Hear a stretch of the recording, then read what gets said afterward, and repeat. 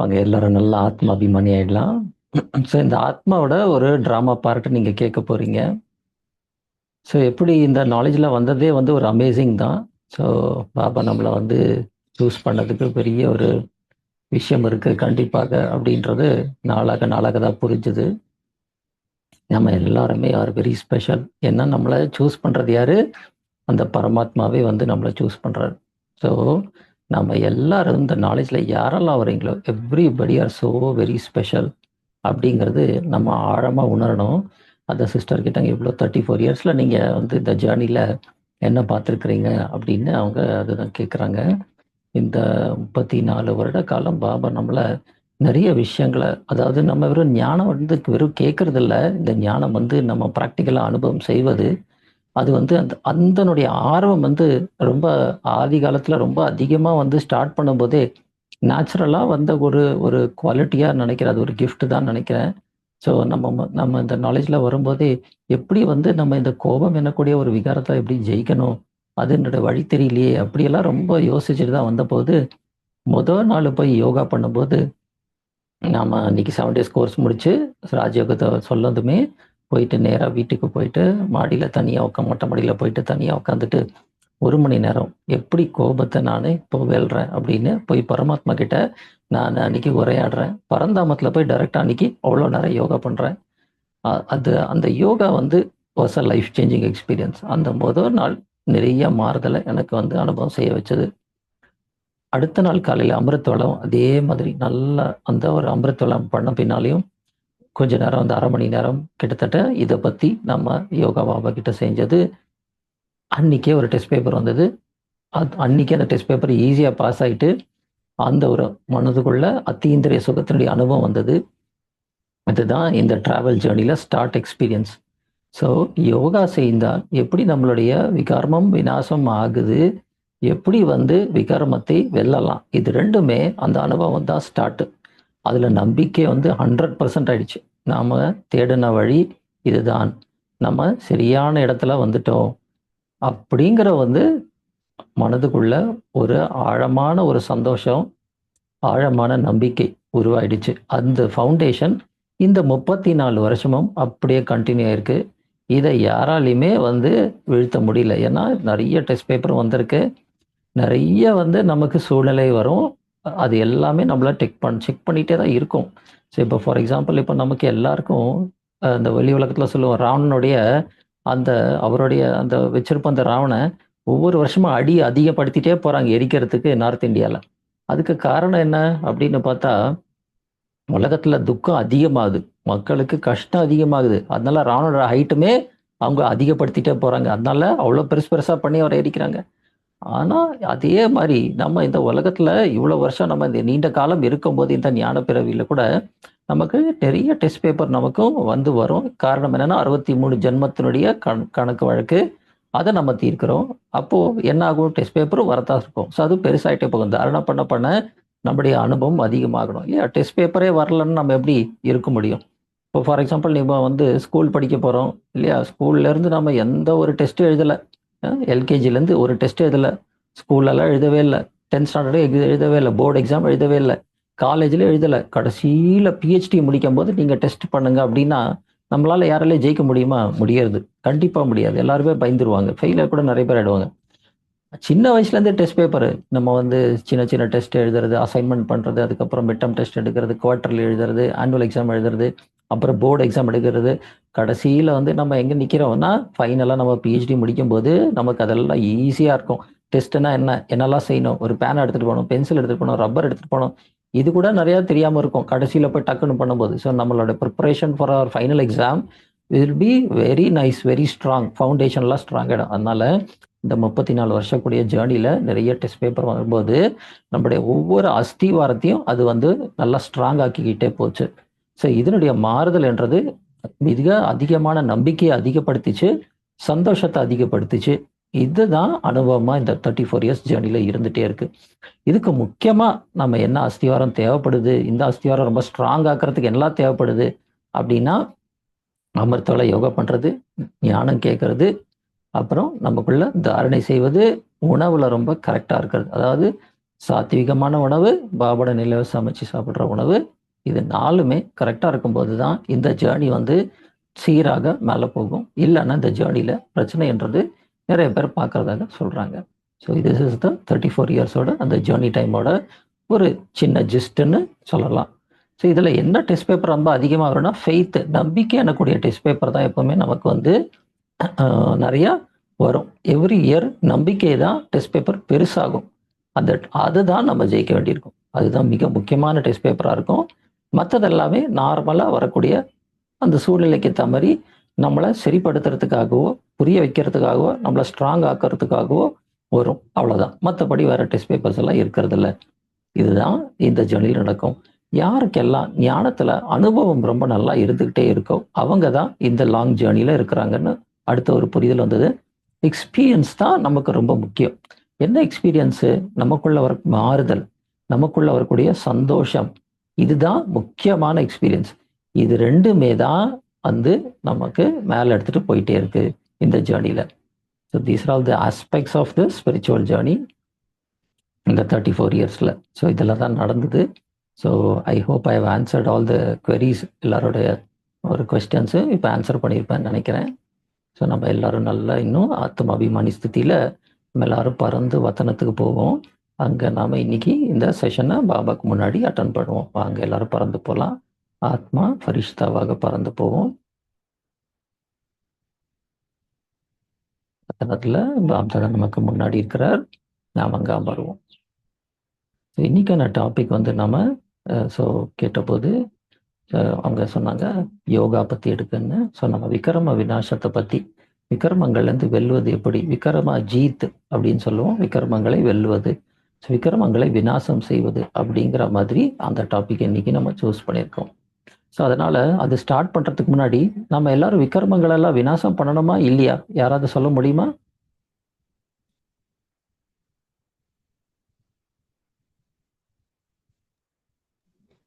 விநாசம் பண்ண முடியும். ஏன் விக்ரமங்களை விநாசம் பண்ணணும்? தூய்மையாகத்தானே நாங்க போகணும், வீட்டுக்கு போகணும், சத்தியத்துக்கு போகணும், கர்ம கணக்குகளை முடிக்கணும். Very nice. அப்போ நம்ம எவ்வளவு நேரம் யோகா பண்றோம்? அதெல்லாம் அப்போ கர்மத்தை விநாசம் பண்றதுக்கு முயற்சி எடுக்கிறோம் அப்படின்னா எவ்வளவு யோகா பண்றோம்? 8 மணி நேரம் செய்யணும். ஆனா நாங்க அப்படி செய்யறேன். ஓகே, செய்யறோம். ஆனா அக்யூரேட்டா டைம் ஆத்மாண்டு புரிஞ்சு பாபாவோட வினை செய்யற டைம் பாபா குறைஞ்ச டைம் தானே.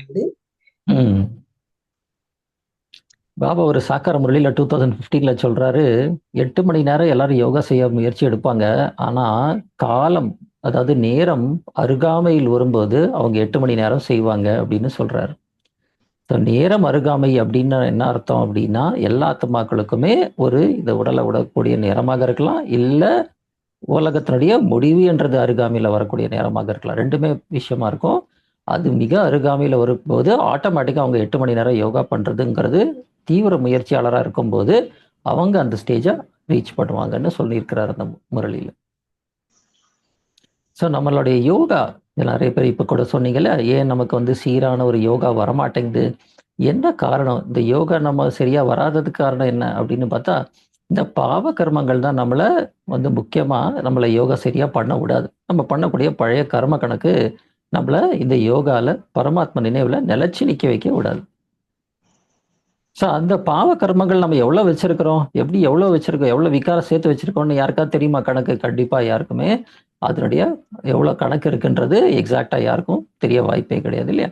ஆனால் இந்த விகர்மங்கள் என்ன பண்ணுது, நம்ம ரொம்ப அதிகமாக நம்மளை யோகாவை டிஸ்டர்ப் பண்ணுது அப்படின்னா அதுக்கு நம்ம நிறைய சில இன்னைக்கான ஸ்டெப்ஸ் எல்லாம் நம்ம கடைசியில் கேட்போம். அதை பற்றி அதை நம்ம ப்ராக்டிஸில் கொண்டு வந்துடுவோம். அதையெல்லாம் நம்ம ப்ராக்டிஸில் கொண்டு வந்தாதான் நம்ம அந்த யோகா என்றதை சீராக எப்பவுமே ஒரு நிலைத்தன்மைக்கு நம்ம எடுத்துகிட்டு போகிறதுக்கு உதவியாக இருக்கும்.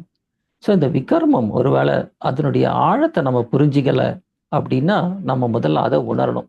ஸோ பாபா கூட ஒரு 3-4 வாரம் முன்னாடி ஒரு மண்டே முரளியில் சொல்கிறாரு, இப்போது நமக்குள்ளே இருக்கக்கூடிய குறைகள் எல்லாம் நம்ம முதல்ல செக் பண்ண சொல்கிறாரு. குறைகளை செக் பண்ணணும். அடுத்தது அந்த குறைகளை செக் பண்ண பின்னால் எனக்கு இந்த குறைகள்னால என்ன பாதிப்பு வருது, அதை அடுத்தது நாம உணர சொன்னார். உணர சொல்றார். என்ன பாதிப்பு ஏற்படுது இந்த குறைகள்னால. அதுக்கப்புறமா இந்த குறைகளை நான் கொடுத்துட்டேன். இந்த குறைகள்ல இருந்து நான் ஜெயிச்சுட்டேன். எனக்கு ஒரு இந்த வீக்னஸ் இருக்கு. எனக்கு இந்த பிரச்சனை இருக்கு. ஸோ இதை உணர்ந்து அதை நான் கொடுத்துட்டேன் அப்படின்னா எனக்கு எவ்வளவு நன்மை உண்டாகுது. இது 3வது ஸ்டெப்பை பார்க்க சொல்றாரு. இதனால எனக்கு என்ன நன்மை உண்டாகும். இதையெல்லாம் நான் கொடுத்துட்டேன். இந்த ஜெயிச்சுட்டேன் இந்த வீக்னஸஸ்ல இருந்து அப்படின்னா நான் எவ்வளோ நல்ல மேன்மையாயிடுவேன் அப்படி உணருங்க. அதுக்கப்புறம் ஒரு ஸ்டெப்பு சொல்றாரு. என்ன அப்படின்னா நேரா பரந்தாமத்துக்கு வந்து பாபா கிட்ட நீங்க வந்து இதை பத்தி எல்லாம் சொல்லிட்டு எல்லாம் இந்த 3 விஷயத்தையும் அவர்கிட்ட சொல்லிட்டு பாபா கிட்ட கரண்ட் வாங்க சொல்றாரு. அப்போ இதுல இருந்து நம்ம ஜெயிச்சிடலாம் அப்படின்னு பாபா ஒரு மிக எளிமையான ஒரு ஸ்டெப்பை சொல்லியிருக்கிறார். ஸோ ஒருவேளை நமக்கு யாருக்காவது இந்த மாதிரி நமக்கு ஏதாவது பிரச்சனைகள் இருக்கு, இந்த மாதிரி சூழ்நிலை இருக்கு, ஏதோ ஒரு யோகா பண்றதுக்கு நமக்கு என்னெல்லாம் பிரச்சனை கொடுக்குதுங்கிறத இன்னைக்கு இந்த கிளாஸ்ல நம்ம எல்லாம் தெரிஞ்சுக்கிட்டோம் அப்படின்னா இந்த ஸ்டெப்ஸை நாம எல்லாரும் ப்ராக்டிஸ்ல கொண்டு வருவோம். Okay, that is very important. So இந்த விகர்மம்னால என்ன நடக்குது அப்படின்னா இது ஆத்மாவை ரொம்ப பாதிக்கப்படுது. அடுத்தது ஆத்மாக்கு அப்புறம் நம்மளுடைய சூழ்நிலை, நம்ம கூட சுத்தி வட்டாரத்தில் இருக்கக்கூடிய சூழ்நிலை மாறுது. இதை அஃபெக்ட் பண்ணுது ஏன்னா விகர்மம்னால. அதுக்கப்புறம் சரௌண்டிங்ஸ் ஐம்புலங்கள் கூட மாறிடுது. ஸோ இப்போ பார்த்தீங்கன்னா நம்ம இப்போ நிறைய முள்ளு மரங்கள்லாம் முள்ளு செடிகள்லாம் இப்போ ரொம்ப அதிகமாக இருக்கு. ஏன் ஒரு காலகட்டத்தில் இவ்வளோ முள் செடிகளே இல்லை. காட்டிலலாம் இவ்வளோ முள் செடிகள் இருக்கவே இருக்காதுன்னு சொல்லுவாங்க. ஆனால் இப்போ பார்த்தீங்கன்னா முள் செடிகள் தான் மிக அதிகமாக இருக்கு. காரணம் என்னன்னா மனிதருக்குள்ள அந்த முள் இருக்கிறதுனால விகாரம் எனக்கூடிய முள்ளு தான் அது காரணமா இருக்கு. ஸோ அதனால தான் பாபா என்ன சொல்லுவாரு, தன்னை பபுல்நாத் அப்படிங்கிற ஒரு பேர் சொல்லுவார். பபுல்நாத் யாரு அப்படின்னா முல்லை மலராக மாத்துவது. அதாவது மகாராஷ்டிரால ஒரு டெம்பிள் இருக்கு பபுல்நாத். ஸோ அதனுடைய விசேஷத்தான் ஞானத்துல தான் தெரிஞ்சது. ஏன் அவருக்கு போய் பபுல்நாத்னு பேர் வைக்கணும், அது ஒரு முள்ளு மரமாச்சே அப்படின்னு கேட்கும்போது பாத்தீங்கன்னா பாபா ஒரு நாள் அந்த முரளியில சொல்றாரு, அதாவது முல்லை மலராக்குறாரு. ஸோ நம்ம விகாரத்துல இருக்கக்கூடிய ஆத்மாவை விகாரியிலேருந்து நிர்விகாரி ஆக்கி தேவதையா மாத்துறாரு. ஸோ முல்லை மலராக்குறதுனால அவரு பபுல்நாத். ஸோ அதனால இந்த விகர்மங்கள் விநாசம் அடைஞ்சா நாம முள்ளிலிருந்து மலராகக்கூடிய முழுமையான தேவதையாக நாம மாறிட முடியும். ஸோ இதை நம்ம முதல்ல உணரணும். எதுக்கு விகர்மங்களை கொடுக்குறோம் அப்படின்னா நாம முழுமையான தேவதையாவதற்காக நிர்விகாரி ஆகிறதுக்காக தான் நாம இதை கொடுக்குறோம். ஸோ இந்த விகர்மம் என்ன ஒரு ஸ்டெப் இருக்கு, என்னெல்லாம் ஸ்டெப்ஸ் இருக்கு அப்படின்னு நம்ம பார்ப்போம். முதல்ல நம்ம இப்ப எல்லாருமே பிராமணர்களாக இருக்கிறோம் இல்லையா? நம்ம எல்லாரும் என்ன ஸ்டேஜில் இருக்கோம்? நம்ம ஆத்மாக்கள் இப்போ ப்ரெசன்ட்லி பிராமணர்கள், எல்லாரும் முயற்சியாளர்கள் இல்லையா? பிராமணர்கள் தானே முயற்சியாளர்கள்.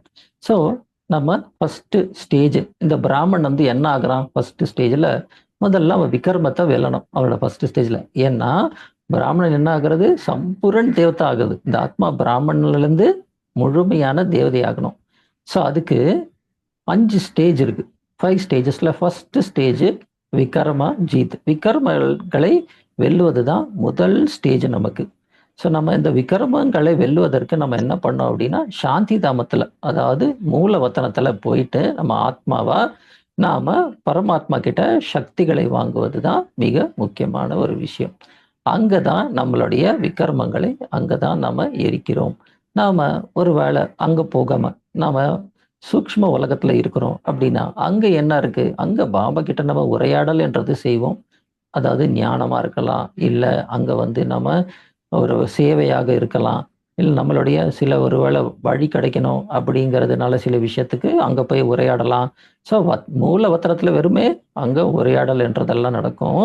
ஆனா விகர்மங்களை நாம எரிக்கணும் அப்படின்னா, டிஸ்ட்ராய் பண்ணணும், விகர்மங்களை முடிக்கணும் அப்படின்னா நம்ம எங்க போகணும்? மூலவத்தனம், அதாவது நம்மளுடைய வீடான ஆத்ம உலகத்துக்கு நம்ம போனாதான் அதை செய்ய முடியும். ஸோ அப்போதான் நம்ம விகர்மங்களை வெல்ல முடியும். எவ்வளவு நேரம் ஆத்மா மேல மூலவத்தனத்துல ஒளியா அப்படியே ஒரு ஜோதி சிறப்பு ஸ்டேஜ்ல பரமாத்மாவோட நினைவு இருந்துட்டு இருக்குதோ அந்த நேரம் எல்லாமே ஆத்மால இருக்கக்கூடிய விகர்மங்கள் என்றது விநாசமாக ஆரம்பிச்சிடும். ஸோ இந்த விகர்மங்கள்லாம் வரதுக்கான காரணம் என்ன? என்ன ரீசனா இருக்கு? யாருக்கா தெரியுமா? ஏன் விகர்மம் பண்றோம் நாம?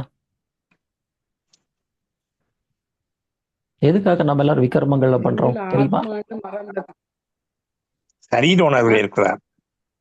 சரீர நாங்க உணர்வுல ஆத்மாவை இருக்கிறதுனால மறந்து என்ன மறந்துடுறோமா? ம். சக்திகள் இல்ல, தெய்வீக குணங்கள் இல்ல. ம். அதுக்கெல்லாம் என்ன காரணம்? சக்திகள் இல்லாம சக்தி இருக்கிறதுக்கோ, ஆத்மா ஆசை. சக்தி இல்லாம இருக்கிறதுக்கு காரணம் ஆசை.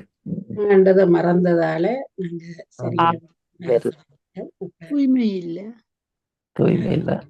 எதிர்மறை எண்ணங்களை மனதுல ம். கொண்டு ம். வரதால ம். பழைய அப்புறம் வேற கர்ம என்னலாம் கணக்கு இருக்கு? பழைய கர்ம கணக்கும் இருக்குது தானே பிரதர். பழைய கர்ம கணக்கு. அப்புறம் நமஸ்காரங்கள்ல பதிஞ்சிருக்கு இன்னும். ம். அப்புறம் நல்ல விஷயம். நிறைய பேர் நிறைய பாயிண்ட சொல்றீங்க. ஆத்மா பயணம் செய்து செய்து சக்தி இழந்து. ஓகே. இந்த விகாரங்கள் உருவானதுக்கான காரணமே நம்மளுடைய அவகுணங்களும் விகாரம் தான் காரணம். அதாவது விகாரங்கள் தான் விகர்மம். விகாரங்கள் இருக்கிறதுனால தான் விகர்மம் இன்னும் செஞ்சிட்டு இருக்கிறோம். இந்த சரியான யோகா வராத இருக்க காரணம் நம்ம பண்ண பழைய அந்த கணக்கு வழக்கு, அந்த விகர்மம். அதுதான் ஆக்சுவல் ரீசனாகவே இருக்கு.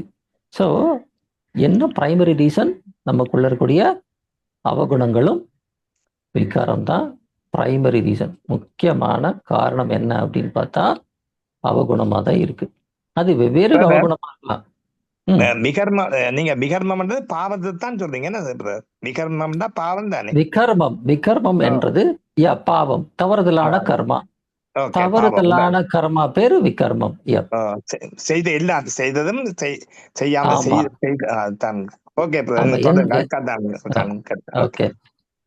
விகர்மம் என்றது நம்ம செஞ்ச எந்த பாவ கர்மம், எந்த பழைய கர்மம், எது கணக்கை உருவாக்கிக்கூடிய கர்மம், பேடு கர்மா. ஸோ இதெல்லாம் அதோடைய டெஃபினிஷனா இல்லாத புரிதலுக்காக சொல்லலாம். ஸோ அதாவது நம்ம விகர்மம்னு ஏன் அதை சொல்றோம் அப்படின்னா, அது விகாரத்திலிருந்து வந்ததுனால அது பேர் விகர்மம். அதுதான் ஆக்சுவல் ரூட் வேர்டு. புரியுதுதா? ஸோ நமக்கு பாபா சொல்லியிருக்கிறார் 5 விகாரத்தை சொல்லியிருக்கிறார். நம்ம எல்லாருக்கும் தெரியும் 5 விகாரம். ஸோ அந்த 5 விகாரம், அதுக்கு பாபா சொல்றாரு குழந்தைகள் இருக்கு அப்படின்னு பாபா சொல்லியிருக்கிறார். அந்த அந்த 5 விகாரத்துடைய குழந்தைகள் யாரெல்லாம் தெரியுமா உங்களுக்கு? அதெல்லாம் என்னன்ட்டு தெரியுமா? சோம்பேறித்தனம், கவலையினம், கவலையின்மை, வெரி குட். முக்கியமான விஷயம் லேசினஸ் தான். கரெக்ட். காமம், கோபம், பேராசை, பற்று, அகங்காரம். அது விகாரம். அது அதோடைய குழந்தைகள் இருக்கு.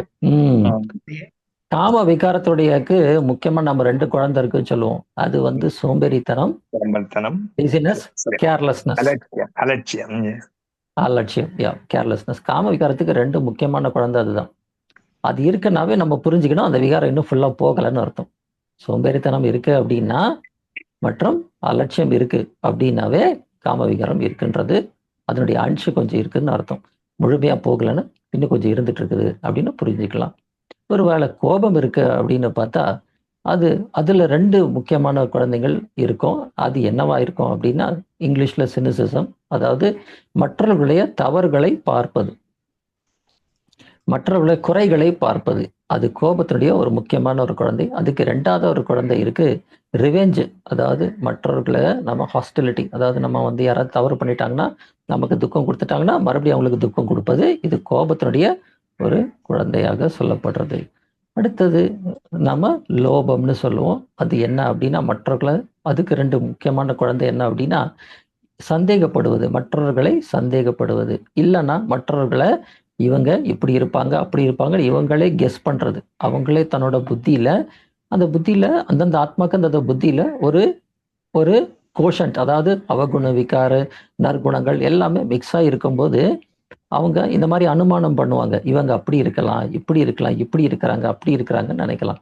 ஸோ அந்த மாதிரியான அது வரதுக்கான காரணம் என்ன அப்படின்னா இன்னும் உள்ள தூய்மையாகாதனால. ஸோ அடுத்தது மோகம், அதாவது அட்டாச்மெண்ட் இருக்கிறவங்க 2 குழந்தைய வச்சிருப்பாங்க. அது என்ன அப்படின்னா வரிஸ். எப்பவுமே என்ன பண்ணுவாங்க, அவங்க யாரைய பத்தியாவது வரியிங் நேச்சராகவே இருக்கும். அது அட்டாச்மெண்ட் இருக்கிறவங்களுக்கு இருக்கும். ஒருவேளை யாராவது நேரத்துக்கு வீட்டுக்கு வரலன்னா அப்படின்னா நினைப்பாங்க, அவங்க ஐயோ அவங்களுக்கு இந்த பிரச்சனையா இருக்குமோ, அந்த பிரச்சனையா இருக்குமோ, இது நடந்திருக்குமோ, அது ஆனா கடைசியில ஒண்ணுமே இருக்காது. ஆனா அவங்க என்ன பண்ணிட்டு இருப்பாங்க, அவங்க அதை பத்தியே சிந்தனை செஞ்சுக்கிட்டே இருப்பாங்க நெகட்டிவா. அது ஆங்ஸைட்டி ஆர் வரிஸ்ன்னு சொல்லுவோம். ரெண்டாவது அவங்களுக்கு பயம் இருக்கும்.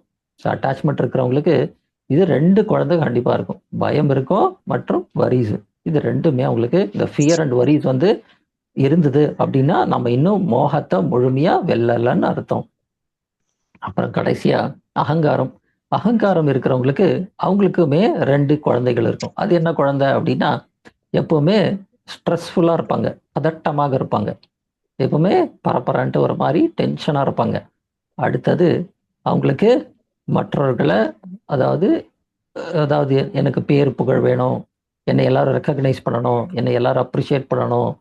ஸோ நான் எனக்கூடிய அந்த அகங்காரம் இருக்கும்போது அவங்களுக்கு இது ரொம்ப அதிகமாக இருக்கும்.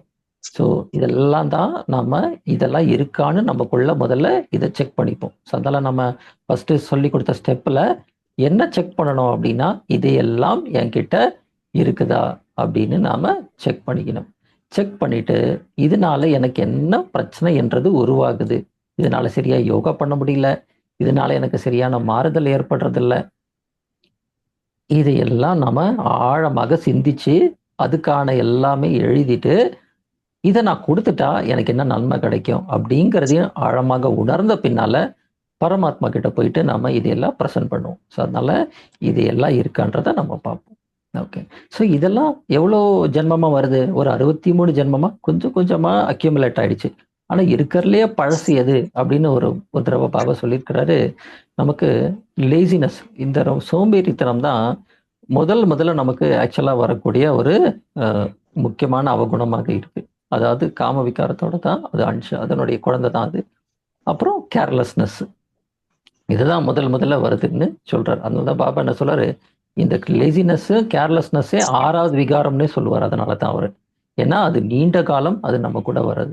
ஸோ இந்த லேசினஸ் கேர்லெஸ்னஸ் என்ன பண்ணோம், காலையில அமிர்தவெல்லா பண்ண விடாது, முரளி கேட்க விடாது. ஸோ இந்த மாதிரி விஷயத்தெல்லாம் அது பண்ண வைக்கும். சமைக்கிறதுக்கு சோம்பேறித்தனம் இருக்கும். ஸோ இந்த மாதிரி நிறைய சோம்பேறித்தனம் என்றது உருவாக்கும் போது நம்ம புரிஞ்சுக்கணும், இதுதான் நமக்கு ஒரு மிகப்பெரிய பிரச்சனைன்றதை நாம செக் பண்ணி பார்த்துக்கலாம். ஸோ அதனால எந்த ஒரு இந்த மாதிரி விஷயங்கள் இருந்தால் இதையெல்லாம் நம்ம இன்னைக்கு முடிக்கணும்.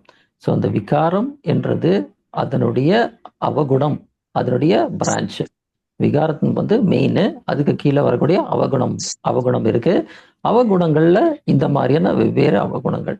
இது இதனுடைய நிலைப்பாடல இந்த ஆத்மா எண்ணங்கள் உருவாக்கினாலோ பேசினாலோ கர்மங்கள் செய்தாலோ அது விகர்மம் என்று சொல்லப்படுது. புரிஞ்சது இல்லையா எல்லாருக்கும்? இது முக்கியமான விஷயம் நம்ம புரிஞ்சுக்கிறதுக்கு. அவகுணத்தினுடைய ஒரு நிலையில ஆத்மா ஒரு அவகுணமோ விகாரம் எனக்கூடிய அந்த நிலையில இருந்து ஸ்தித்துல வச்சுக்கிட்டு அந்த நிலையில இருந்து எந்த ஒரு எண்ணமோ சொல்லோ செயலோ பண்ணிச்சு அப்படின்னா அது விகர்மம். அது ஒரு கெட்ட கர்மா, தவறுதலான கர்மா. அதான் அந்த விகர்மம், அது உருவாக்கிவிடும். அதனால நாம எந்தெல்லாம் இந்த மாதிரி விஷயத்துல உண்டாக்குறோமோ அது நமக்கு கெடுதலை உருவாக்கும். இதை நாம முதல்ல புரிஞ்சுக்கணும். ஸோ ஆத்மாக்குள்ள குணங்கள் வச்சு நம்ம அதுக்கேற்ற மாதிரி நம்ம செயல்களை செய்யும்போது நல்ல கர்மாவாக ஆகிவிடும். அதுதான் அதனுடைய அதர் சைடு.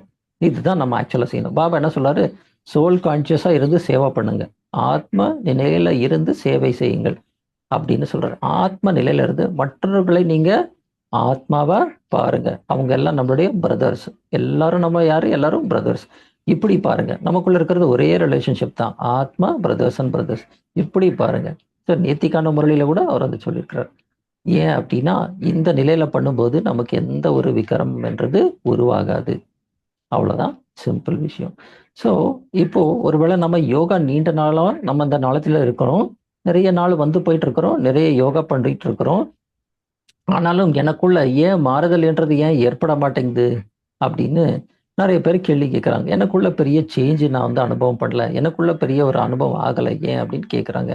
அதுக்கான காரணம் என்ன அப்படின்னா நம்ம இன்னும் அந்த பழைய கர்மங்களை இன்னும் விநாசம் பண்ணலைன்னு அர்த்தம். அது ஒரு இதுவுமே ஒரு முறையில வந்திருக்கு, பாபா சொல்லியிருக்கிறாரு. ஸோ அந்த எந்த ஒரு ஒரு மாறுதலோ நமக்குள்ள ஒரு சந்தோஷம் அதிகரிக்கிறதோ குறைச்சலா இருக்கு, ரொம்ப கம்மியா இருக்கு. முரளி கேட்கும்போது நல்லா இருக்கு, அப்புறம் அதாவது அதுக்கப்புறமா அந்த மறைஞ்சு போயிடுது, மறக்கறதுல மறைஞ்சு போயிடுது.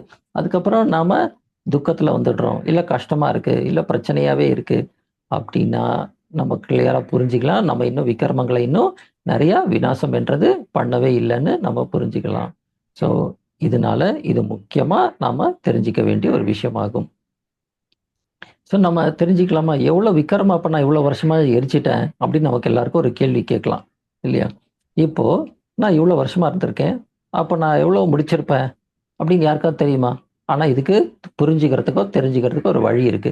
எப்படி அப்படின்னா, இப்போ நாம இன்னைக்கு ஒருத்தரை பார்க்கும்போது அவர் மேல நமக்கு ஒரு எரிச்சல் வருது, ஒரு கோபம் வருதுன்னு வச்சுப்போம். அப்புறம் மறுபடியும் ஒரு 4 நாள் கழிச்சு அவரை பார்க்கும்போது நாம அவர் மேல எந்த எரிச்சலோ கோபமோ நமக்கு வரல அப்படின்னா நம்ம அந்த விக்ரமத்தை நம்ம கொஞ்சம் முடிச்சிட்டோம்னு அர்த்தம். இல்ல அந்த 4 நாள் கழிச்சு அவரை பார்க்கும்போது மறுபடியும் அதே அளவுல கோபம், அதே அளவு வெறுப்பு இருக்கு அப்படின்னா இன்னும் அந்த பழைய விக்ரமத்தை நம்ம இன்னும் வெறிக்கலைன்னு அர்த்தம். அந்த பழைய அந்த கர்மாவை, தவறுதலான கர்மாக்களை நம்ம இன்னும் எரிக்கலைன்னு அர்த்தம்.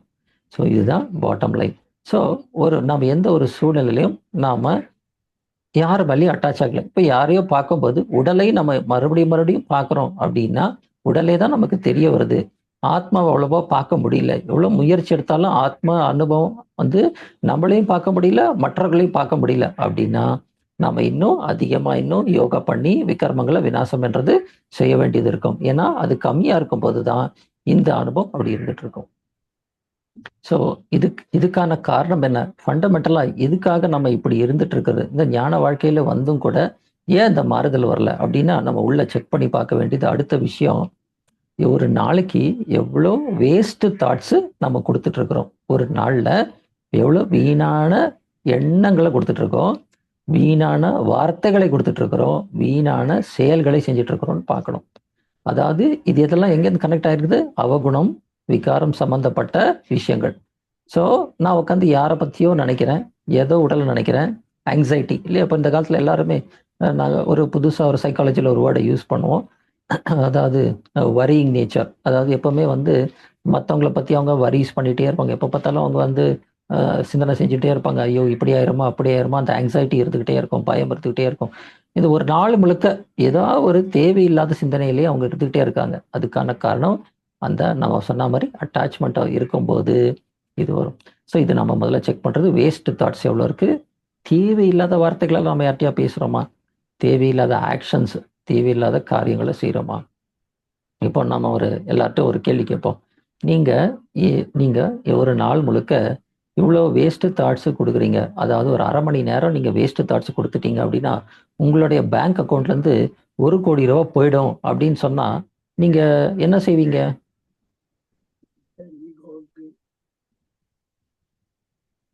என்ன செய்வீங்க? உங்கள் பேங்க் அக்கௌண்ட்டில் 1 கோடி ரூபா போயிருங்க. உங்கள் 1/2 மணி நேரம் வேஸ்ட் தாட்ஸ் கொடுத்தீங்கன்னா உங்கள் பேங்க்லேருந்து 1 கோடி ரூபா டிடெக்ட் ஆகிடும் ஆட்டோமேட்டிக்காக அப்படின்னு சொன்னால் என்ன பண்ணுவீங்க? ஸ்டாப் பண்ணிடுவோம். வேஸ்ட் தாட்ஸ் ஸ்டாப் பண்ணிட்டு நல்ல எண்ணங்களை கொண்டு வராம கவனம் செலுத்துவோம். அப்போ நம்ம எல்லாரும் சத்தியுகம் போகணும் இல்லையா? நம்ம சத்தியுகத்தில் ஆரம்பத்துக்கு போனோம் அப்படின்னா இப்போ நம்ம வேஸ்ட் தாட்ஸு கொடுத்துட்டோம்னா என்ன ஆகும்? லேட்டாக போவோம் சத்தியுகத்தில். அப்போ நமக்கு எவ்வளோ பொக்கிஷம் குறையுது? பாபா சொல்றாரு 1 செகண்ட், அதாவது 1 வினாடி. சத்தியுகத்தில் எவ்வளோ நாளுக்கு தெரியுமா ஈக்குவலன்ட்டு?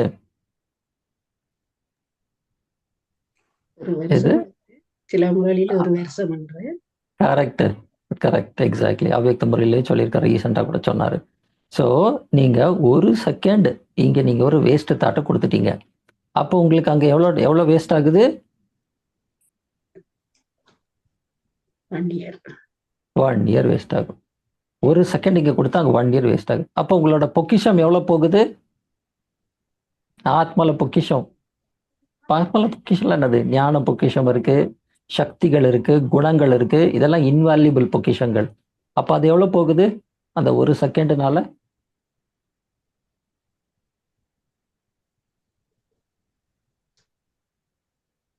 நம்மளால உள்ளக்குள்ள போய் உணர முடியுதா? அதனால தான் நான் வெயிட் பண்றேன். உங்களுக்குள்ள போய் செக் பண்ணி பார்க்கணும். நான் இப்போ இந்த வேஸ்ட் தாட்டெல்லாம் கொடுத்தேன், அப்போ நான் எவ்வளோ வேஸ்ட் பண்றேன் அப்படின்னு நாம உணரணும். இது உணர்றது 3வது விஷயம், ரொம்ப முக்கியமானது. நம்மளால எவ்வளோ இதெல்லாம் நமக்கு ஒரு நஷ்டத்தை உண்டாக்கும். இதெல்லாம் இது பண்றதுனால நமக்கும் கெடுதல், மற்றவர்களுக்கும் கெடுதல். இது எந்த விதத்திலையும் பிரயோஜனம் இல்லைன்னு உணர்ந்துட்டால் நாம வேஸ்ட் தாட்ஸ்ல இருந்து ஜெயிச்சிடலாம்.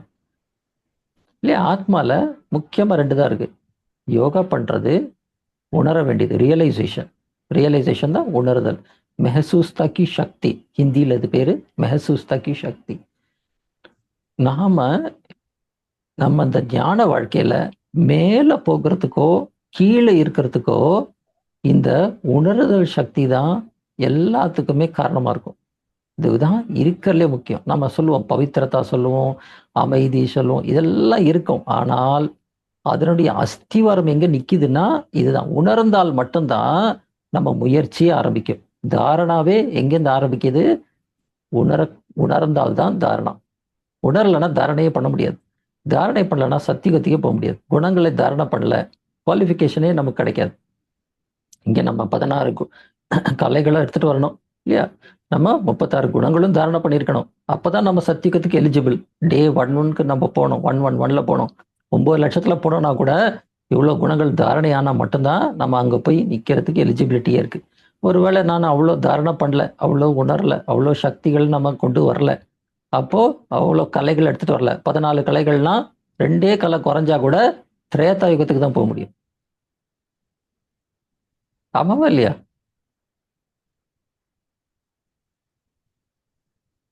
கரெக்டுங்களா? எல்லாரும் ஒத்துக்கிறீங்களா? ஆமா. ஸோ நம்ம ஃபர்ஸ்ட் ஆரம்பிக்கும் போது சொல்லி கொடுத்த ஸ்டெப்பில் உள்ளுக்குள்ள இருக்கக்கூடிய குறைகளை பார்க்கறது, அதுக்கப்புறம் அதனால நமக்கு என்ன நஷ்டம் அடையதும், அடுத்தது அதெல்லாம் கொடுத்துட்டா நமக்கு என்ன பயன் வருது, இதுதான் 3வது ஸ்டெப் நம்ம இப்போ பேசிக்கிட்டு இருக்கோம். கரெக்டா? ஸோ நஷ்டம் அடையிறது எவ்வளோனா 1 second is equal to 1 year in Satyug Treta. அதே மாதிரி ஒருவேளை நான் இதை கொண்டு வந்துட்டேன் அப்படின்னா நான் எவ்வளோ சீக்கிரமாக அங்கே போயிடுறேன். எனக்கு இவ்வளோ தாரணம் ஆச்சுன்னா எவ்வளோ தூரம் நான் அனுபவம் பண்ணுறேன். ரொம்ப நல்ல வாழ்க்கைன்றது எனக்கு அமையுது. ஸோ இதெல்லாம் நாம் ஆழமாக இன்னும் கூட டீப்பாக போயிட்டு இன்னும் நிறைய விஷயங்கள் இதில் இருக்குது. இது ஜஸ்ட் ஒரு சாம்பிளாக புரிய வைக்கிறதுக்காக சொன்னது. இன்னும் ஆழமாக அதுக்குள்ளே நம்ம போகும்போது புரிய வரும்.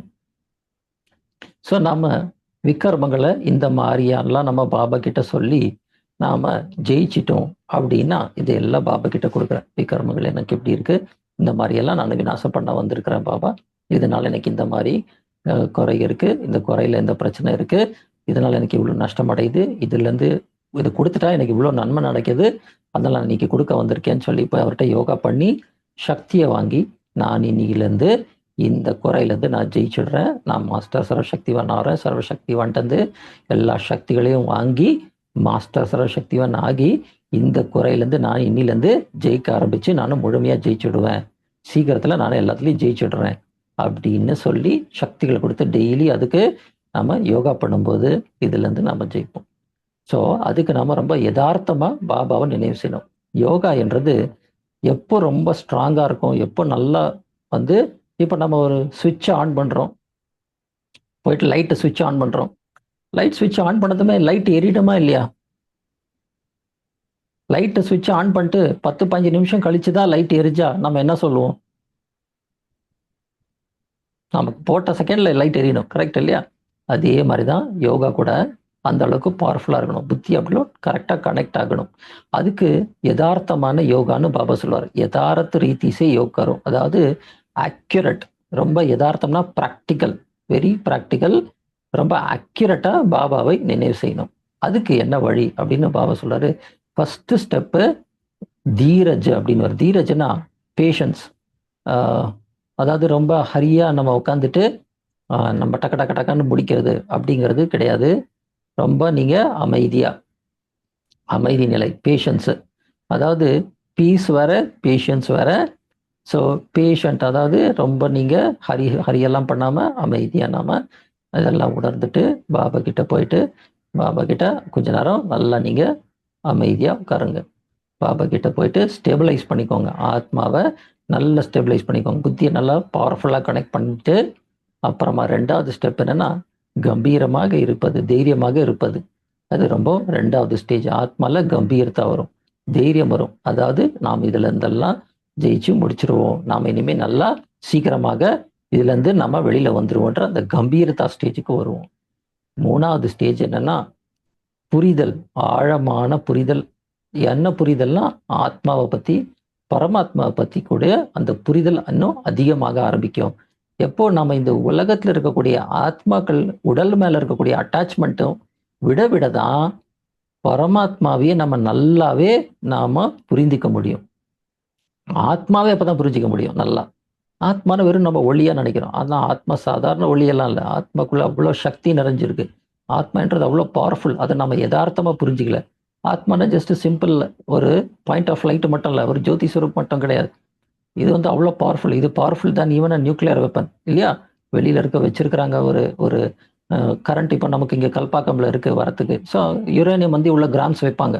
அப்போ ஒரு 20 மெகாவாட் அது ஜென்ரேட் பண்ணுது. அது இவ்வளோ கிராம்ஸ் தான் வைக்கிறாங்க. ஆனால் ஆத்மா அதை விட பவர்ஃபுல். இவ்வளோண்டு ஆத்மா அதோட எண்ணங்கள்னால என்ன வேணா கிரியேட் பண்ணுது. அது நினைச்சா ஒரு பவர் பிளான்ட்டை கிரியேட் பண்ணுது. அது நினைச்சா ஒரு டேமை கிரியேட் பண்ணுது.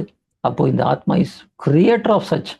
அவங்க அது வெறுமனே ஒரு இவ்வளோ எனர்ஜி தான் அதால் பண்ண முடியுதே தவிர ஆத்மாவோட சக்தி அவ்வளோ பவர்ஃபுல். அதோட எண்ணம் அவ்வளோ பவர்ஃபுல். அதை இதையே கிரியேட் பண்ணும். அந்த அளவுக்கு ஆத்மாக்கு அவ்வளோ சக்தி இருக்கு. அதுதான் யதார்த்தமான புரிதல்.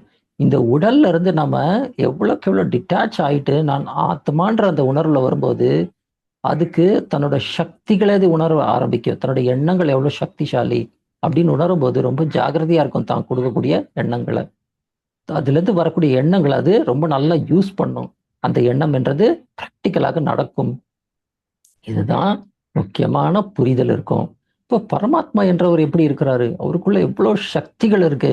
அந்த சக்திகளை எப்படி நான் எடுத்து எப்படி பயன்படுத்துறது, இதுக்குள்ள எனக்கு எவ்வளவு மாறுதல் ஏற்படுது அப்படிங்கிற அந்த யதார்த்தமான உண்மையை ஆத்மா வந்து கிராஜுவலா எப்போ இந்த 5 விகாரத்துல இருந்து இந்த ஆத்மா அதுல இருந்து அது டிட்டாச் ஆகி அதனுடைய தாக்குதல்ல இருக்கு ஆத்மா. இந்த விகாரம் வந்து அந்த பிடிச்சிருக்கு, அந்த புத்தியில போய் பிடிச்சிட்டு உக்காந்துருக்கு. எப்போ இதனுடைய தாக்குதலோ இதனுடைய பிடிப்புல இருந்து ஆத்மா ரிலீஸ் ஆகுதோ அவ்வளோக்கு எவ்வளோ ஆழமா தன்னை ஆத்மான்னு அது உணர ஆரம்பிக்கும். பரமாத்மாவோட நினைவுல அது போக ஆரம்பிக்கும்.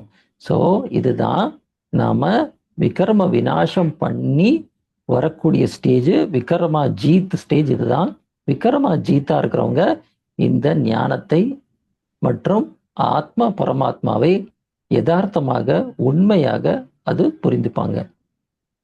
எப்ப நாம விக்ரமங்கள்ல இருந்து வெல்றோமோ, விக்ரமா ஜீத் அதுதான் சொல்றோம். எல்லா பழைய கர்ம கணக்கெல்லாம் எரிச்சிடுறோம் அப்படின்னா ஆத்மா எந்த நிலையை அடையுது அப்படின்னா கர்மாதீத்த நிலையை அடைவது. ஸோ அது கர்மாதீத்த நிலையில இருக்கும்போது ஆத்மால பேட்டரி ஃபுல் சார்ஜ் ஆயிடும். எல்லா சக்திகள் குணங்கள் எல்லாமே அது நிரப்பிடும். அப்போ உடனே அந்த அடுத்த ஸ்டேஜுக்கு அது போகும். அது அவ்வியக்த நிலை. அதுதான் பாபா சொல்லுவாரு, கர்மாத்தீத்துல இருந்து நீங்க அவ்வியக்த ஸ்டேஜ், அதாவது இந்த ஸ்டேஜ்ல ஆத்மா நிலையில சோல் கான்சியஸ் ஸ்டேஜ்ல ஈஸியா இருக்க முடியும். எந்த ஒரு பிசிக்காலிட்டியோ எந்த ஒரு அவகுண விகாரோ தான்கிட்ட இல்லாதனால எதுவுமே தான்கிட்ட அது என்ன ஆயிடும். பாபா எப்படி போலாநாத்னு சொல்லுவார், அதாவது கள்ளம் கபடமற்றவரோ ஆத்மாவும் உடல் மற்றும் விகாரத்துல இருந்து கள்ளங்கபடமற்ற ஆத்மாவா ஆயிடும். அந்த அவ்வியக்த நிலையில அவ்வளோ அழகான ஒரு ஸ்திதியில ஆத்மா நிலைச்சு நிற்கும். இதுதான் 3rd ஸ்டேஜ். இந்த 3rdல இருந்து அடுத்தது 4th ஸ்டேஜ் ஆத்மா பரிஷ்தாக ஆயிடும். அதாவது நம்ம ஆத்மா அப்படியே ஒரு ஏஞ்சல் ஸ்டேஜுக்கு நாம வந்துடும். அப்போ அதுக்கு எந்த வித அட்டாச்மெண்ட் இந்த உலகத்துல அதுக்கு இருக்காது. ஸோ ஆத்மாக்கு எந்த ஒரு அனுபவம் செஞ்சுட்டு இருக்கோம்னா அதுக்கு எந்த ஒரு ரிலேஷன்ஷிப்ல அது அட்டாச்சா இருக்காது, உடல் மேல இருக்காது. Totally detached stage. பரிஷ்தா ந ரிஷ்தா, எந்த ஒரு ரிலேஷன்ஷிப் இல்லைன்னு அர்த்தம். பாபா சொல்றாரு இதை, ந ரிஷ்தா பரிஷ்தா, எந்த அட்டாச்மெண்ட் எந்த ஒரு ரிலேஷன்ஷிப்பும் இல்லாம எந்த ஒரு தாக்குதலும் அந்த ஆத்மாக்கு இருக்காது. அப்படியே வந்து சோல் கான்சியஸ் ஸ்டேஜ்ல பரிஷ்தாவா இந்த பரிஷ்தா உடல்ல அது ஃப்ரீயா இருக்கும். அப்போ அது உண்மையான சேவையை முழுமையா செஞ்சுட்டு இருக்கோம் அந்த ஸ்டேஜ்ல. அதுக்கப்புறம் தான் நாம போயிட்டு திரும்பி வரும்போது 5வது ஸ்டேஜ் அட்டைன் பண்ணுவோம். அதுதான் தேவதையினுடைய final stage. So first stage தான் விக்ரமா ஜீத். அதை நாம வந்துட்டோம் அப்படின்னா பாக்கி அடுத்தடுத்த ஸ்டேஜ் ஈஸியா நாம ரீச் ஆயிடுவோம்.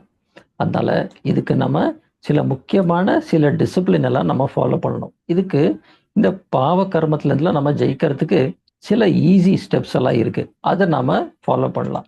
ஸோ முதல்ல இந்த ஞானத்தை நம்ம நிறையா வந்து கேட்குறதும், அதாவது முரளி கேட்குறோன்னா கேட்குறோம் இல்லையா, இதில் இருந்தெல்லாம் நம்ம எப்படி கேட்கணும், அதுக்கு என்ன வழி இருக்குது, அதெல்லாம் நம்ம நெக்ஸ்ட்டு பார்ப்போம் எப்படி பண்ணலான்ட்டு. ஸோ முதல்ல விக்ரமத்துலேருந்து நான் விநாசம் அடையிறதுக்கு யோகா பண்ணுறேன் ஒரு சைடில், ஆனால் இன்னொரு சைடில் விக்ரமம் பண்ணிட்டு இருக்கிறேனான்றதை பார்த்துக்கணும். அதனால புதுசாக எந்த ஒரு புதிய பாவ கர்மாவை பண்ணக்கூடாது, இது ரொம்ப அவசியமாக இருக்கும். ஸோ நம்ம புதுசாக எந்த பாவ கர்மமும் பண்ணக்கூடாது. ஸோ எப்போ நான் விக்ரமத்திலேருந்து விநாசம் அடைஞ்சு விக்ரமா ஜீத் ஸ்டேஜ் வரேன், அப்போ இந்த ஆத்ம நிலை சத்தோ பிரதான நிலையை அடைவது. இந்த சத்தோ பிரதான நிலைனா என்ன?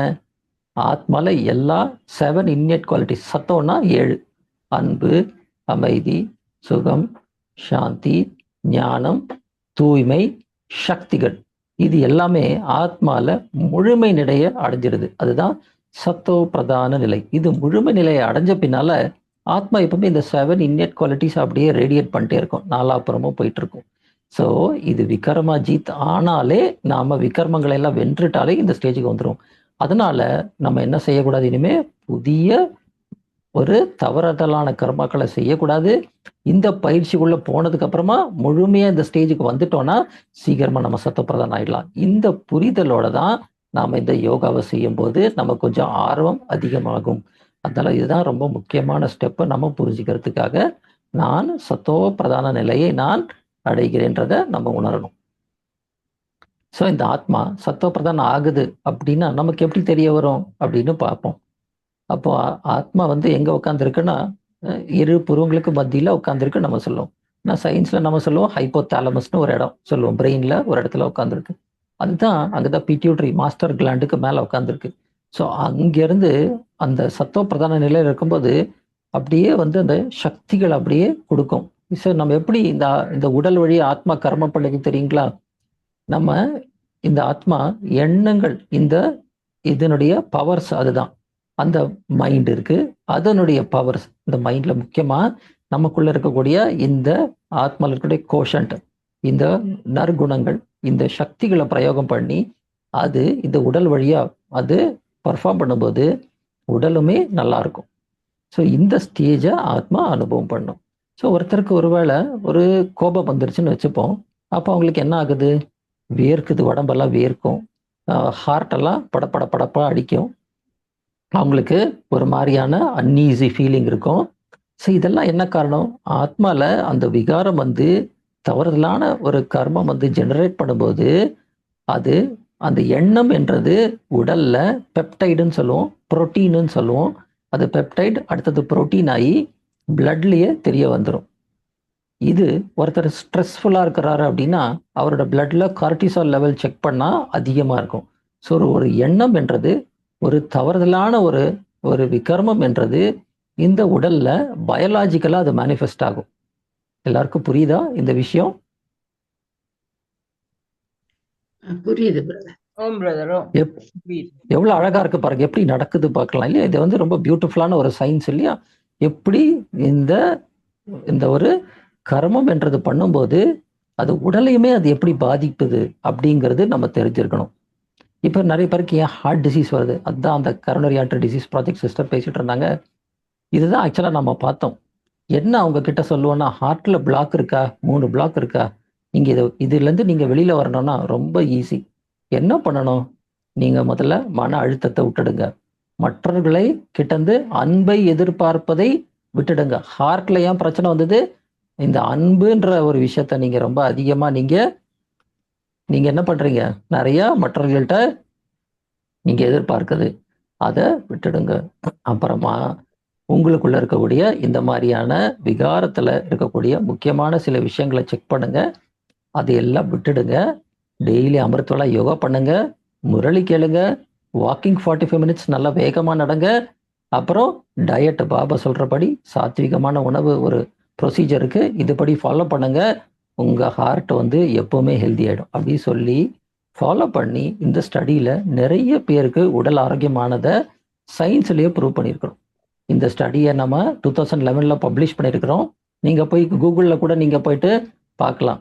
மவுண்ட் அபு ஓப்பன் ஹார்ட் ட்ரையல்னு நீங்கள் சர்ச் பண்ணிங்கன்னா இந்த ஸ்டடி பப்ளிஷ் ஆனது வந்துடும்.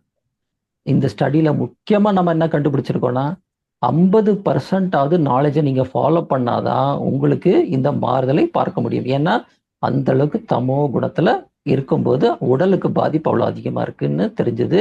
அதில் அட்லீஸ்ட் 50% ஃபாலோ பண்ணாதான் நம்மளால அதனுடைய சேஞ்சை ஸ்டடி, அதாவது உங்கள் பிளட் டெஸ்ட் எடுக்கிறோம், அப்புறம் இந்த மாதிரியான ஆஞ்சியோகிராம் எடுக்கிறோம், இந்த சேஞ்ச் எல்லாம் நம்ம பார்க்க முடியறது அட்லீஸ்ட் 50% ஃபாலோ பண்ணாதான் முடியுது அந்த மாறுதலை பார்க்கறதுக்கு. அப்போதான் ரிவர்ஸ் ஆகுது. உடல் அந்த விகர்மத்தினுடைய பாதிப்பு இவ்வளோ இருக்கிறது மாறுவது அப்பதான் மாறுது. ஸோ இதை உணர்றதுக்காக தான் நாம அவங்களுக்கு எல்லாருக்குமே இந்த கிளாஸை எடுப்போம். புரிஞ்சுதுங்களா? புரிஞ்சுது. ஸோ ஒருவேளை இந்த தவறுதலான கர்மா பண்ணும்போது இதை மற்றவர்களை நம்மளை பாதிக்கிறதை விட நம்மளை தான் ஆக்சுவலாக மிக அதிகமாக பிரச்சனையை உண்டாக்குதுன்றத சயின்ஸில் நம்ம ப்ரூவ் பண்ணியிருக்கிறோம். இது உடலை எந்த அளவுக்கு பாதிப்பு ஏற்படுது அப்படிங்கிறதே நம்மளால பார்க்க முடியுது.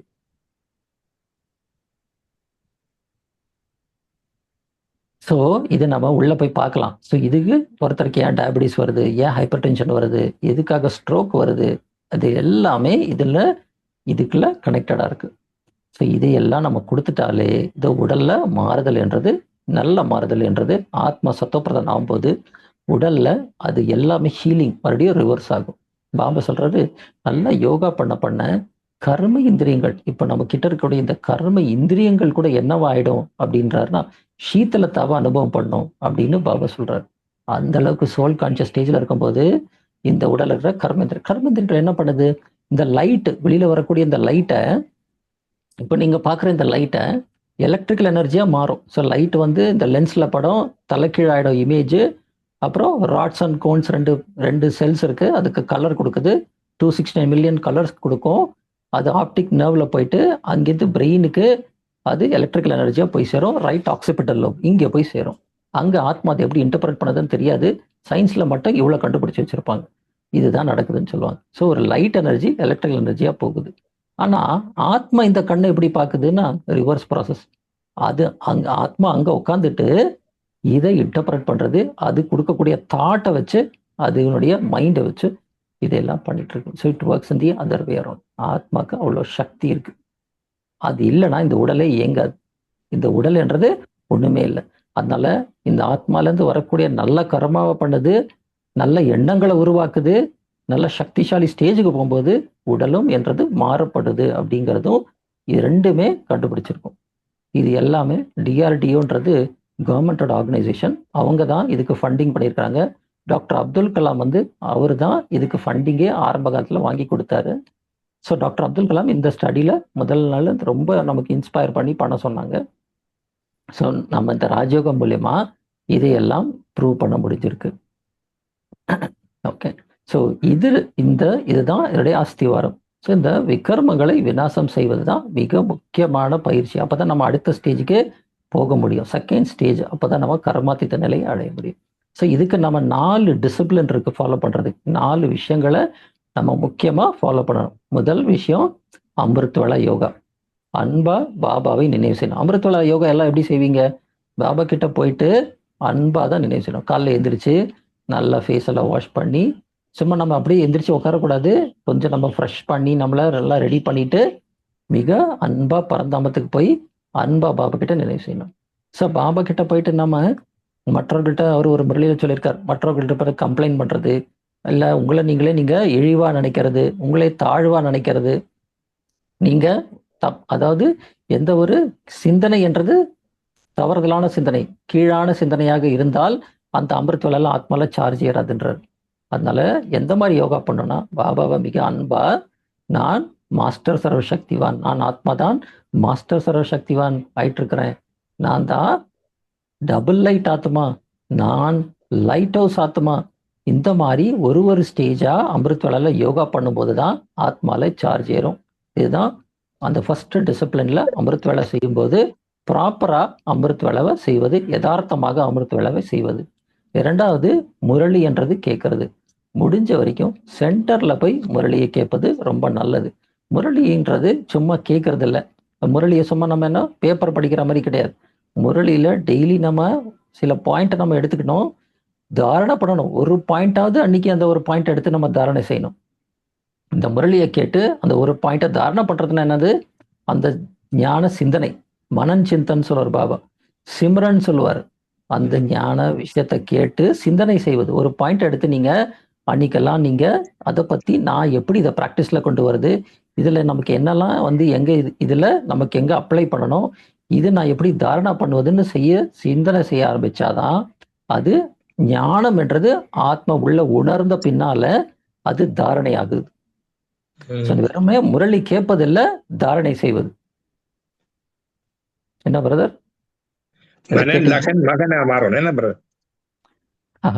லகன் என்றது ஒரு அது வேற விஷயம்.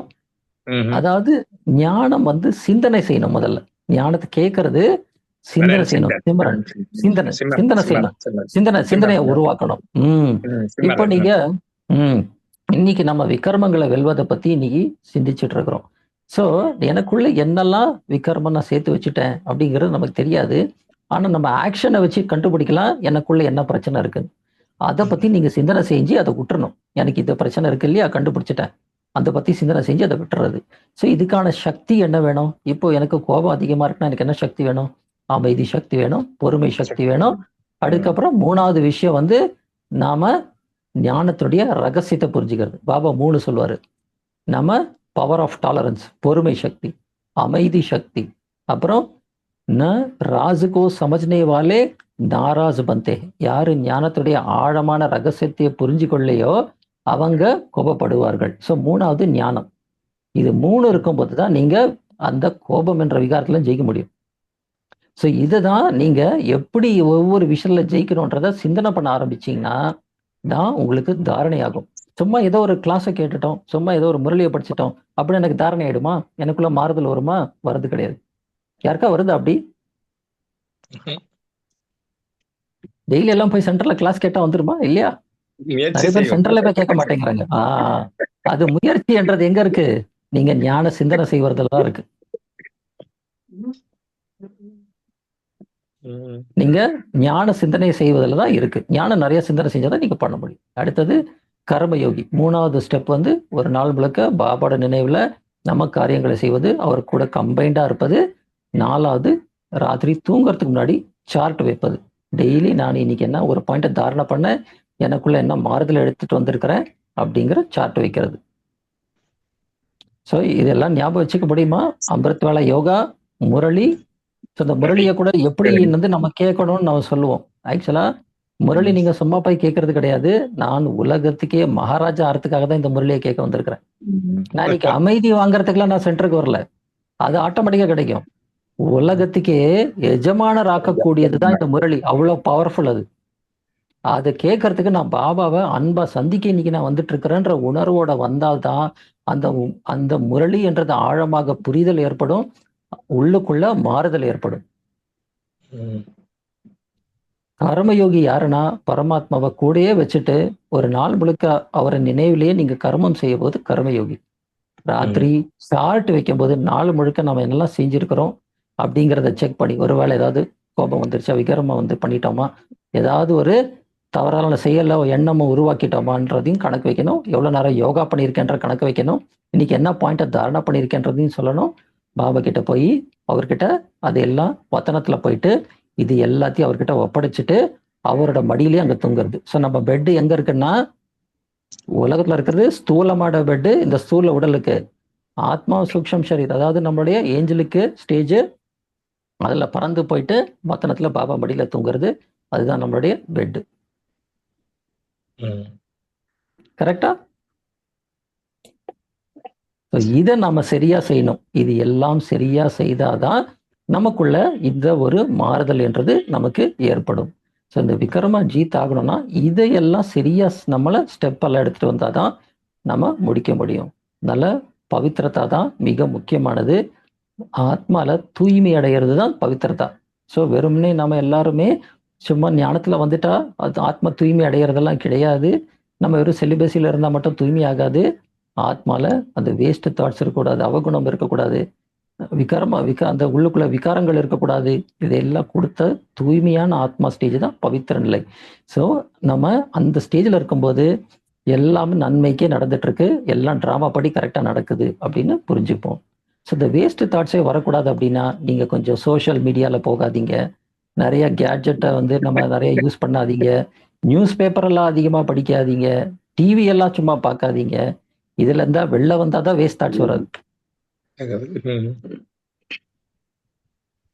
அடுத்தது நம்மளுடைய சாப்பாடுல ரொம்ப கவனம்ன்றது இருக்கணும். பாபாட நினைவுல சமைக்கணும், பாபாட நினைவுல சாப்பிடணும்.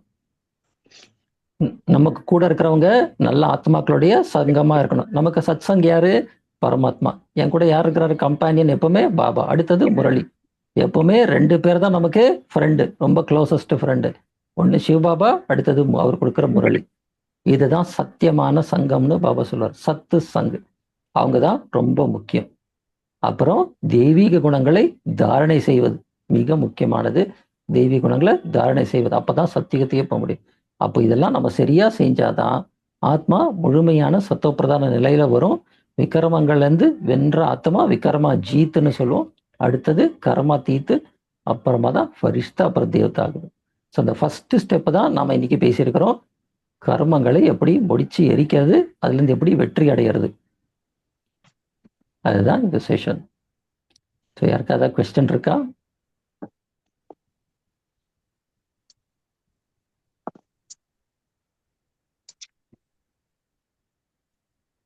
ஓம் சாந்தி பிரதர். ஓம் சாந்தி, சொல்லுங்க. நாங்கள் மெடிடேஷன் ஜெயிக்கல இந்த சுயமான நீங்க சொன்னபோல சுயமான பயிற்சி செய்யறாங்க. முதல் நீங்க சொன்ன கூட இப்ப எல்லாத்தையும் விட வேணும்னு தான் சொன்னீங்க. இப்ப நீங்க ஒவ்வொரு விகார உணர்வுகளையும் விட வேணும், அழிக்கணும்.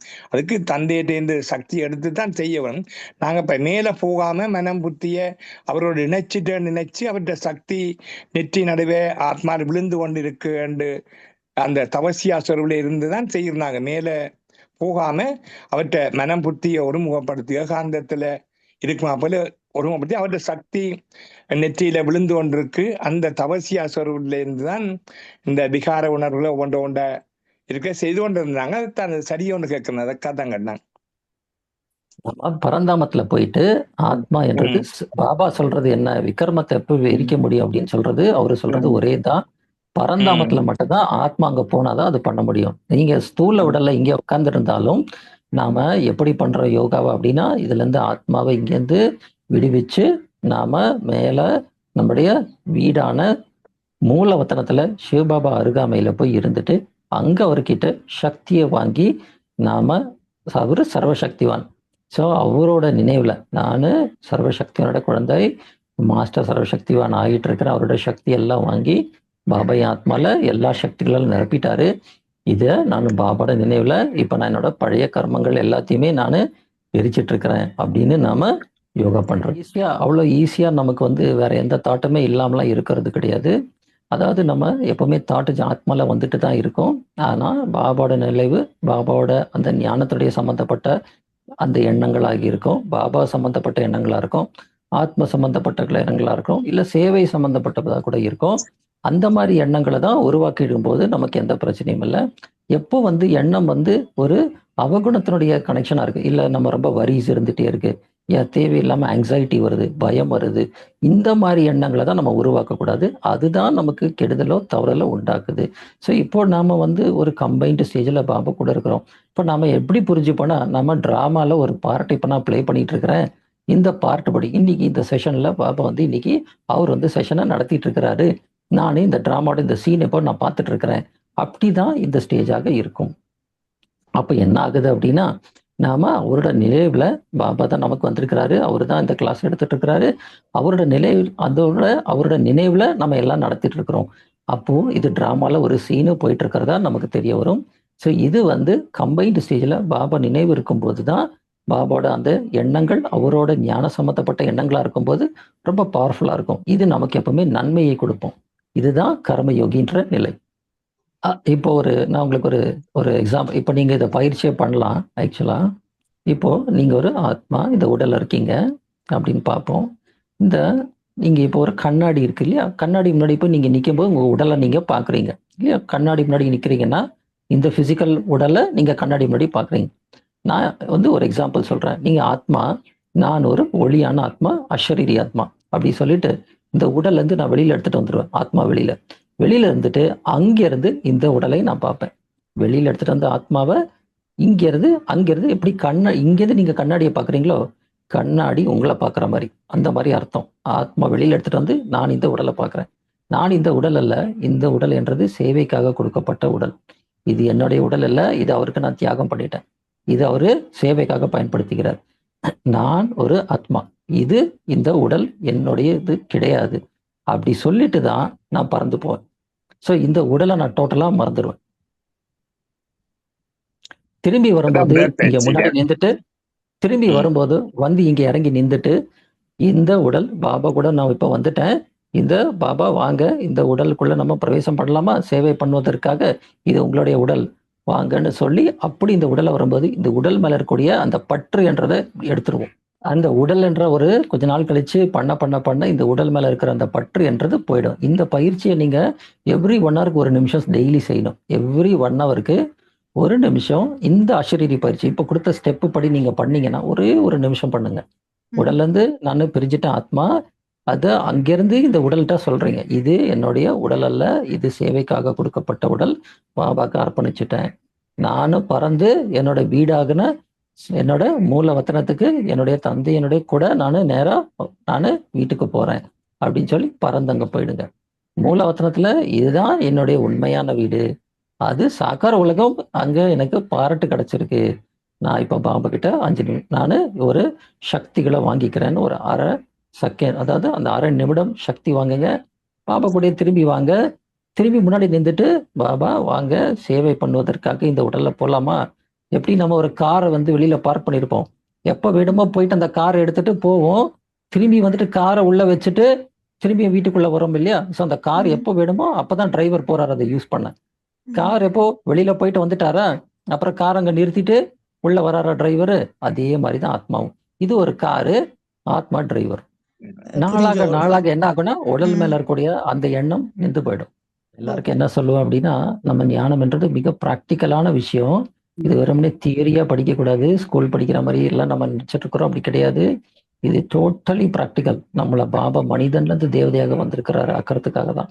இது மாறுதல் தான் மிக முக்கியமான சப்ஜெக்ட். பாபா இந்த கலியுகத்தை சத்தியமா மாத்துறதுக்கு தான் அவர் வந்திருக்கிறார். மாறுதல் தான் மிக முக்கியமான அஸ்திவாரம். அதுக்கு யோகா தான் ஃபர்ஸ்ட், 2வது தான் தாரணை. இது 2 ரொம்ப முக்கியம்.